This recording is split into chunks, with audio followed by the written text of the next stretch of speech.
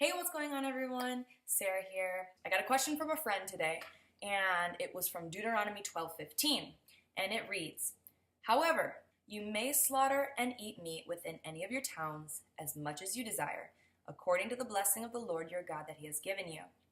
The unclean and the clean may eat of it, as of the gazelle and as of the deer." The question was, how should one think of this verse in relations to food that has been deemed kosher? Okay, so I just want to first say that God will never contradict himself, ever. We know in Numbers 23:19, we serve a God who does not contradict himself. And he states about himself, he says, God is not a human that he should lie, not a human being that he should change his mind. And so you will never have God saying in one spot that these foods are unclean and you're not to eat them, and then, yep, all foods are great, you could eat whatever you want, there's no such thing as clean and unclean. It just won't happen. Try to picture it. The people of Israel are at the base of the mountain, they're in the desert. God gives them his rulings and his instructions. He gives Moses the design for the tabernacle. He sets up the priesthood. In Leviticus 6, it talks about the offerings. What portion of the offering can be eaten? Who can eat the portion of the offering? And where the offering is supposed to be eaten. In Leviticus 11, God gives the people a list of animals that are to be considered food and a list of animals that are not to be considered food at all. Okay, would God really now say, when you go into the land, clean and unclean are permissible for you to eat now? Would God really say that? What a schizophrenic God that would be. Is that the kind of God we serve? The God who says one thing, but in the next breath says the opposite thing? So try reading Deuteronomy 12 with a little bit of a different mindset. Put yourself in their position. These are God's ways. These are God's instructions. This is the way he is telling them he wants to be worshiped and what they're to do and how they're to worship him. So I'm going to read Deuteronomy 12 one more time. And this time I'm not going to read just verse 15. I'm going to read you the entirety of the chapter. It might make a little more sense then. Deuteronomy 12 is about the chosen places of worship. It says, "These are the statutes and rulings that you shall be careful to do in the land that the Lord, the God of your fathers, has given you to possess, all the days that you live on the earth. You shall surely destroy all the places where the nations whom you shall dispossess served their gods, on the high mountains and on the hills and under every green tree. You shall tear down their altars and dash to pieces their pillars and burn their Asherim with fire. You shall chop down the carved images of their gods and destroy their name out of that place.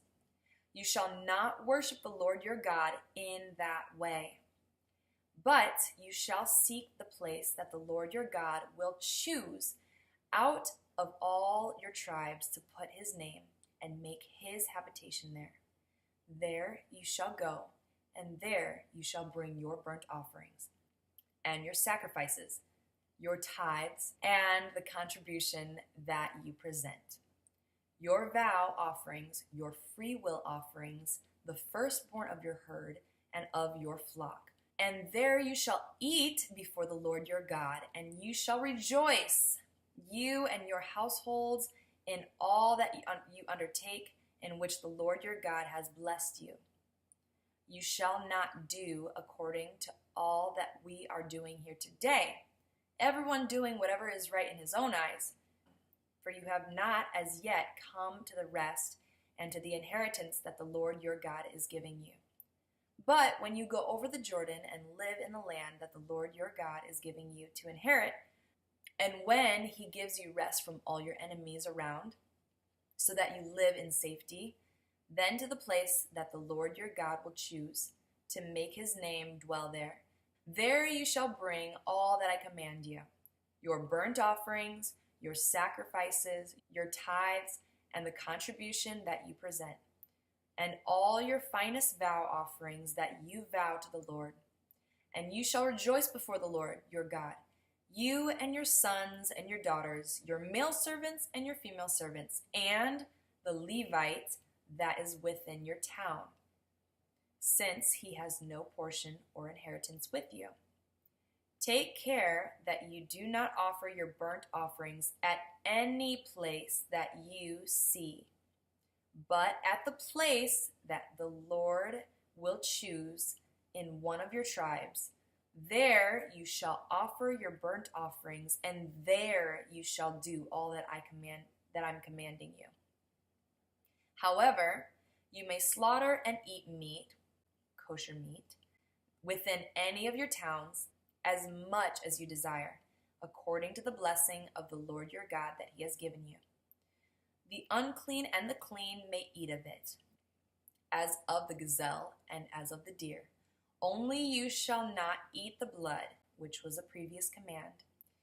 You shall pour it out on the earth like water, which was another previous command.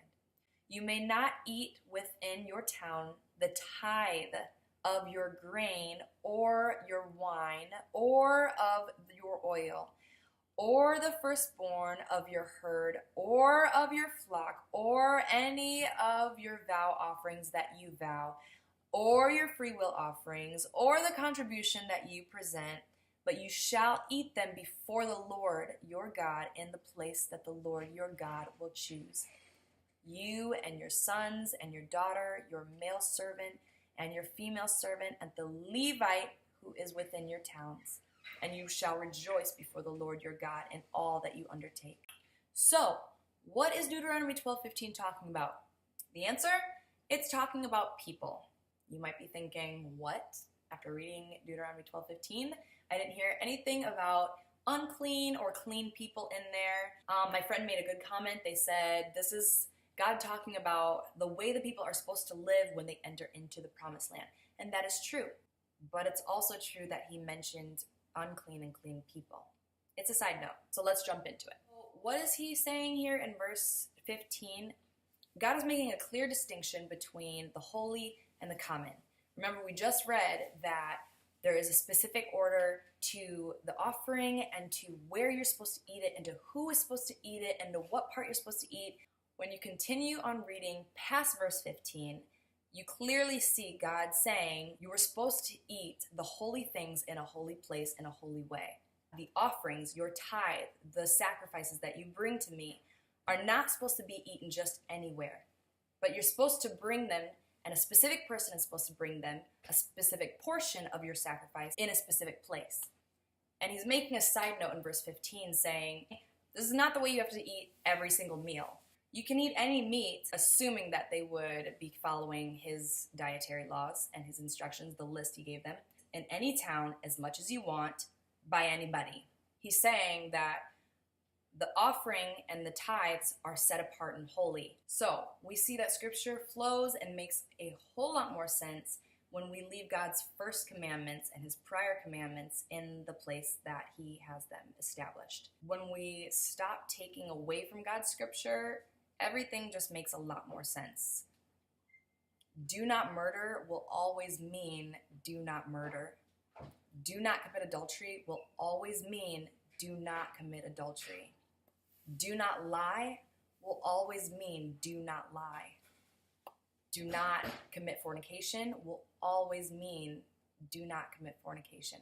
These foods are unclean will always mean these foods are unclean. Likewise, do not eat from the tree of the knowledge of good and evil always meant do not eat from the tree of knowledge of good and evil. We cannot say God doesn't mean something in one verse, but then means it in a different place. If we run into a contradiction, maybe go back and reread and take off your preconceived ideas of what you think the scripture is going to be saying and listen to what it's saying. If we do this, scripture flows a whole lot more smoothly, and it makes a whole lot more sense. God makes a whole lot more sense, and he is not some schizophrenic God that is saying one thing and then is confusing and saying a completely different thing. It is not the God we serve. We serve the God of peace. We serve a God who is stable. We serve a God who has his mind made up, and when he says something, he means it. His yes is his yes, and his no is his no.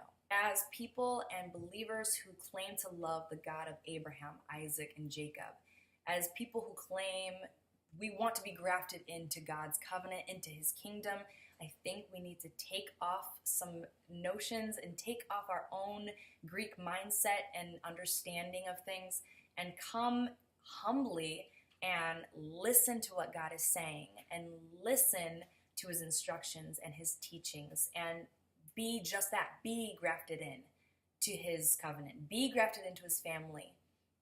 God says that the same commands are for the citizens and for the native born is the same command for the foreigners who want to be grafted in. So yeah, Dad, stop. Hope you guys have a restful Sabbath. For those who are participating, stop looking at me. Thank you. All right, bye guys. Love everyone. Hope you guys get to enjoy the weekend and then get to rest.